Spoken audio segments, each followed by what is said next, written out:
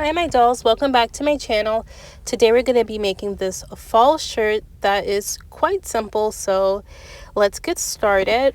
You're going to need 3 pieces of fabric, and here are the measurements, and you can glue or sew, and it's better to use non-frayed material. So for the bust part, you just want to flip that over and then cut a slit directly down the center, but not all the way through. Then make a gathering stitch only slightly longer than your bust width, because we're only going to attach the front and back using that ruffle strip. Here is a visual layout for you, and here is an example, a little Pinterest inspo. Only one of these had a website listed. So you can scale this up or down depending on the size of doll that you have.